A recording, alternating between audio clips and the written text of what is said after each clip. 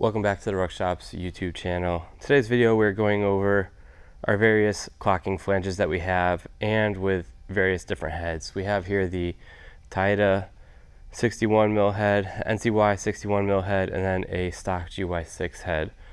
From left to right we have the all-in-one clocking flange, we have the 31 millimeter riser, we have the traditional angled clocking flange, and then we have our new style clocking flange that allows you to rotate your manifold in different angles to help with say you might not have the typical setup with the regular GY6 fatty mount, or you're putting a GY6 into a different platform. That's where it really is going to help with you.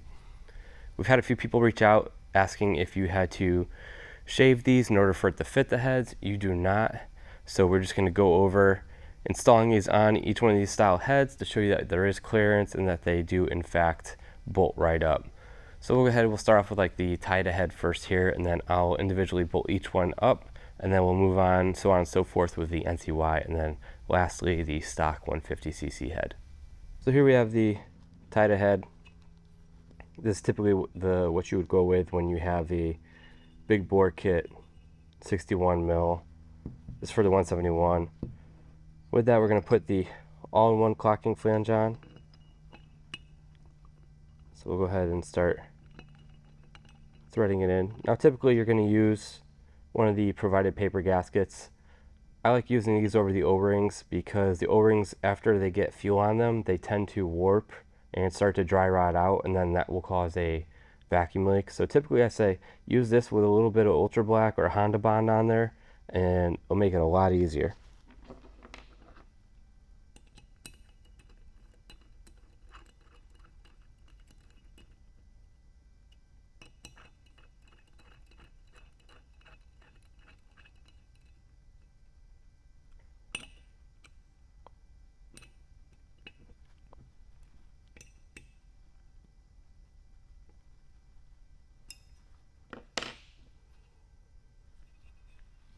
Okay, so as you can see, that is on there. You still have clearance in the front here. It's not hitting that little raise in the head, so you can see that there's no lift in the nose of this. Flip to the other side here, and it makes a perfect seal even without the gasket in there. Granted, I wouldn't do that because it's going to cause a vacuum leak, but there it is. There's the all-in-one on the Taida head. I'll go ahead and take this off and put the angled clocking flange on next. This is something that you would use. The all-in-one is for if you're running like an OCO style carburetor or PWK style carb, where you need the extra lift because the float bowl will hit the valve cover.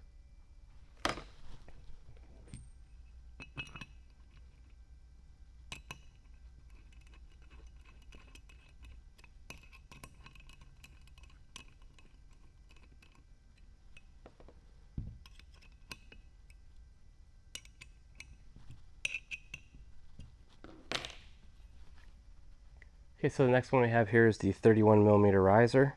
Typically this one's used if you already have something like the angled clocking flange, so the bolts won't necessarily go in like this. You're going to have the angled clocking flange on top, and essentially that makes the all-in-one clocking flange. But if you already have this part and you just want to order this piece, that's what it's made for. I just use shorter bolts in here for the time being to get that in there. But as you can see, it fits, no issues, still clears on the head. And again, you always want to use the seals, but you can see in the angle there that it's not touching the nose. The reason why is we've already machined for a few years now a little lip going all around this that's raised up that allows for clearance. So I'll go ahead and take this off, put the shorter angled clocking flange on, which is something that you would typically run for having the standard 24 millimeter CVK carb for GY6.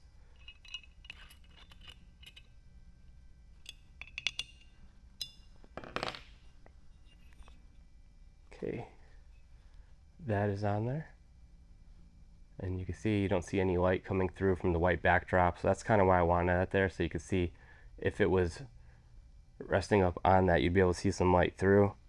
But again, it clears just fine. So it'll leave you no issues for vacuum leaks there.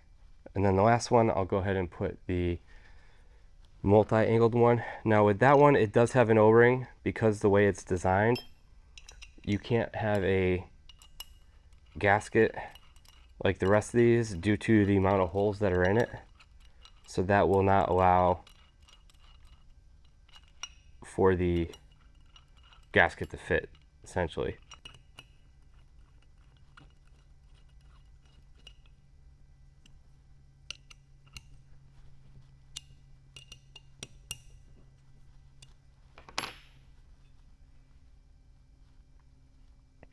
And same thing, perfect clearance. It's not hitting the raise on the head there. So that's the Taita with all these on. I'll kind of go through and fast forward and time lapse each one, and then we'll slow mo once it's put on the actual different style heads there. So Taita's done. Everything clears just fine. We've machined these for a couple years now to allow for that. So we'll go ahead and remove this and hop to the NCY one.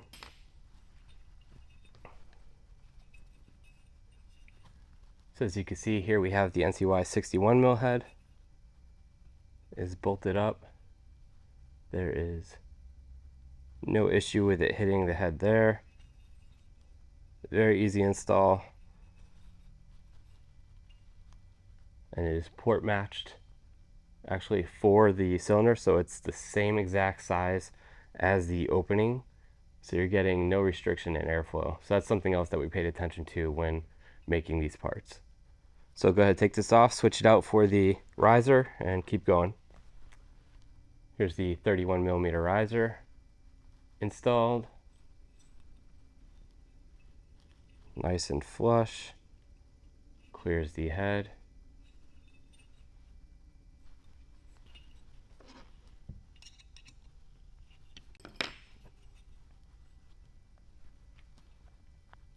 We have here the angled clocking flange. Plenty of clearance. You can see it follows the head right here. And port matched, so just like the rest of them, there's no restriction of airflow coming in. It's not bottlenecking the air.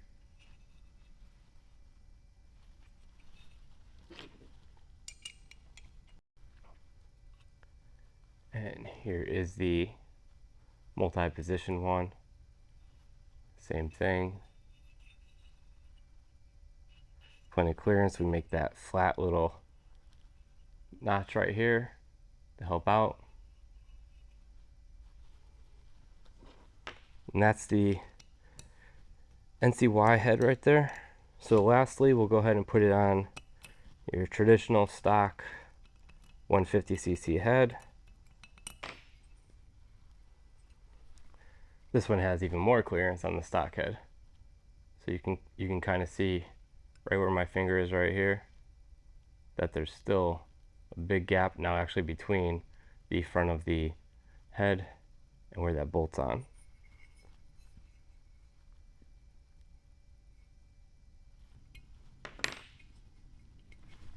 The 31mm riser, same thing, you can kind of see where my finger is. There's a good amount of gap there. No issues at all with this. Nice seal. The angled clocking flange.